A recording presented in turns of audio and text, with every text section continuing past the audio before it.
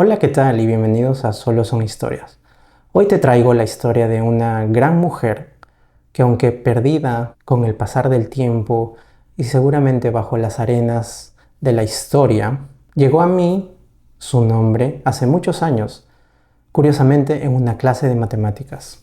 Mi profesor en ese entonces lanzó un nombre que hasta el día de hoy ha significado mucho en mí. ¿De quién se trata? Pues nada más y nada menos que Hipatia de Alejandría, o más conocida como la Dama del Álgebra.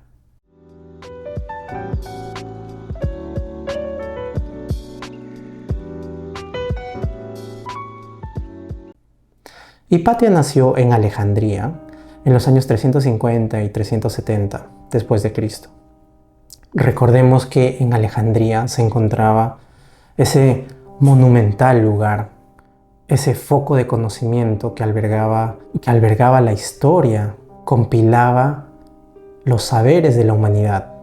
Estoy hablando de la Biblioteca de Alejandría. Imaginemos un lugar donde los librepensadores, filósofos, matemáticos y sabios de ese entonces iban a aprender y a enseñar. Es en ese contexto en el que nace nuestra querida Hipatia. Y solamente podemos imaginarnos a una niñita corriendo por los salones, aprendiendo, siendo curiosa y a la vez siendo versada en matemática, filosofía, astronomía y en otros saberes gracias a su padre, que se llamaba Teón. Es así como, con el pasar del tiempo, nuestra pequeña niña se vuelve una gran mujer, una mujer sabia, educada. Había pues nacido un gran personaje en ese entonces. Hipatia pasó de ser alumna a ser maestro. Una mujer maestro en ese entonces. Seguramente era un lugar en el que valías más por lo que sabías que por lo que tenías. E Hipatia era muy querida entre sus alumnos, pues ella no tenía distinción social, ni económica, ni de pensamientos. Ella aceptaba a todos. Entre ellos, uno de sus alumnos, llamado Orestes, pasaría a ser gobernador de Alejandría. Y todo lo poco que sabemos acerca de Hipatia se lo debemos a él y a las comunicaciones que tuvo con ella. Y tenemos que saber que en ese entonces también no solo el conocimiento, sino la religión estaba presente. Judaísmo, cristianismo, que más que religión era una secta que estaba siendo cada día más popular y ganaba más acólitos, más personas que seguían ese tipo de pensamiento. Se congregaban en Alejandría. De ahí pues nace uno de estos personajes oscuros en la historia, un hombre llamado Cirilo, que pasaría a convertirse en patriarca de la iglesia. Tenía influencia en Orestes, que era el gobernador, pero sobre todo porque era mujer. Me imagino que se sentía celoso, porque Hipatia era todo lo que no era él. Y entonces trató de influir en Orestes y decirle que dejase de pedirle consejos a Hipatia y que se alejase de ella. Orestes pues estuvo entre la espada y la pared, pero se decantó por su querida maestra. Esto hizo entrar en cólera a Cirilo, que exigió entonces que Hipatia formase parte de la iglesia, que se volviese cristiana, que se bautizara.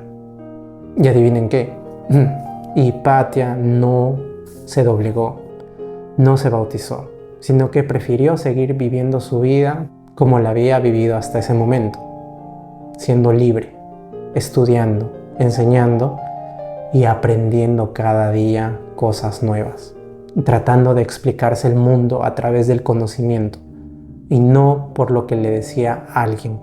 Tristemente, llegó el día en que Hipatia estaba dando un paseo por Alejandría cuando fue atacada por un puñado de hombres cristianos, lamentablemente, que cegados por este oscuro líder, arremetieron contra ella, la golpearon, la vejaron, la arrastraron hasta el templo, hasta la iglesia y acabaron con su vida.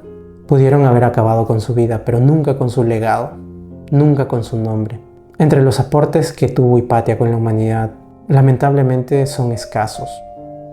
Y no creo que hayan sido escasos porque ella no haya dejado legado alguno o algún escrito.